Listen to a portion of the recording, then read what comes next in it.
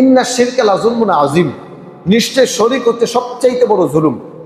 যত জুলুম এই পৃথিবীর মধ্যে আছে, সবচাইতে বড় জুলুমের নাম হচ্ছে শিরিক করা। সবচাইতে বড় জুলুম আল্লাহর সাথে শিরিক করা। যত ধরনের পাপ এই পৃথিবীর মধ্যে আপনি দেখতে পান, এইগুলো হচ্ছে নিজের প্রতি নিজে জুলুম করা। সবচাইতে বড় জুলুম হচ্ছে আল্লাহর সাথে শরিক করা। আল্লাহ সুবহানাহু ওয়া তাআলা পবিত্র কুরআন সূরা আনআম 6 নম্বর সূরা 88 নম্বর আয়াতে নবীদেরকে লক্ষ্য করে বলেন, ওয়ালাউ আশরাকু লাহাবিতা আনহুম মা কানু ইয়ামালুন। এই সমস্ত নবীগণ যদি আল্লাহর সাথে শরিক করত, তাহলে তাদের আমল বাতিল হয়ে যেত। শরিক এত জঘন্যতম একটা পাপ।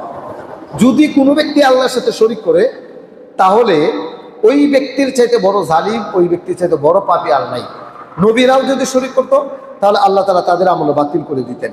সূরা জুমার 39 নম্বর সূরা 65 নম্বর আয়াতে আমাদের নবীকে লক্ষ্য করে আল্লাহ তাআলা বলেন, লা ইন আশরাকতা লা ইয়াহবাতানা আমালুক ওয়া লা তাকুনান্না মিনাল খাসিরিন। হে নবী মুহাম্মদ, তুমিও যদি আল্লাহর সাথে শরিক করো, তাহলে তোমার আমল বাতিল হয়ে যাবে, কোনো কিছু থাকবে না, তোমাকে আমি জাহান্নামে নিক্ষেপ করবো। আমাদের নবীকে আল্লাহ রাব্বুল আলামিন বলছেন, মুহাম্মদ, সাধারণ মানুষ তো দূরের কথা, সাধারণ নবী রাসূল তো দূরের কথা, যেই নবীর মর্যাদা আল্লাহর পরেই, সেই নবীও যদি আল্লাহর সাথে শরিক করতো, আল্লাহ তাকেও মাফ করতেন না, তাকেও জাহান্নামে নিক্ষেপ করতেন। এত কঠিনতম একটা পাপ। এই জন্য আল্লাহ সুবহানাহু ওয়া তাআলা পবিত্র কুরআন সূরা মায়েদা 5 নম্বর সূরা 72 নম্বর আয়াতে উল্লেখ করেছেন, ইন্নাহু মা ইউশরিক বিল্লাহি, যেই ব্যক্তি আল্লাহর সাথে শরিক করবে, ফাকাদ হারামাল্লাহু আলাইহিল জান্নাহ, আল্লাহ তাআলা তার জন্য চিরদিনের জন্য জান্নাত হারাম করে দিবেন। ওমা ওয়াহুন নার, ওই ব্যক্তি জাহান্নামে থাকবে। ওমা লিযালিমিনা মিন আনসার, তাদের জন্য কোনো সাহায্যকারী থাকবে না। শুধু তাই না, কোনো ব্যক্তি যদি শরিক করতে করতে মৃত্যুবরণ করে, আল্লাহর সাথে শরিক করেছে, এরপরে তওবা করে নাই, মারা গেছে, তাহলে কোনো নবীর জন্য, কোনো আলেমের জন্য, কোনো নিকটতম আত্মীয়ের জন্য, ওই ব্যক্তির জন্য সুপারিশ করা অর্থাৎ ক্ষমা চাওয়া জায়েজ নেই। একজন মুশরিক মারা যাওয়ার পরে আপনি কবর জিয়ারত করতে পারবেন না। মুশরিক মারা গেলে তার জানাজা পড়তে পারবেন না, এটা হারাম, জায়েজ নেই। নবীও পারবেন এটা।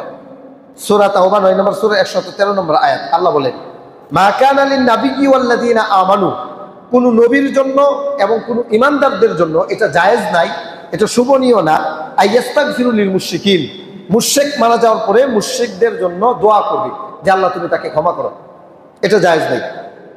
যারা মাজারে গিয়ে সেজদা দেয়, তারা যদি তওবাবিহীন মৃত্যুবরণ করে, তাহলে তারা মারা যাওয়ার পরে তাদের জানাজা পড়া জায়েজ নাই, হারাম, কারণ আল্লাহর সাথে শরিক করেছে।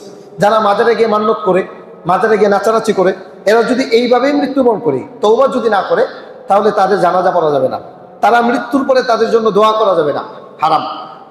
সাধারণ আলেম তো পারবে না, আল্লাহ বলেছেন নবীও পারবে না, নবীদের জন্য এটা জায়েজ নেই।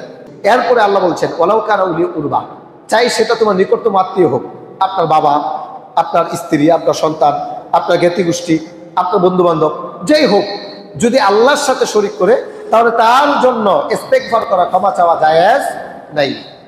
আল্লাহ সুবহানাহু ওয়া তাআলা সুস্পষ্টভাবে আমাদেরকে এটা জানিয়ে দিয়েছেন। তাহলে এই জন্য রাসূল সাল্লাল্লাহু আলাইহি ওয়াসাল্লাম মুআজ বিন জাবাল রাদিয়াল্লাহু তাআলা আনহুকে উপদেশ দিয়েছেন যে, হে মুআজ, তুমি কখনো কোনোদিন আল্লাহর সাথে শরিক করো না।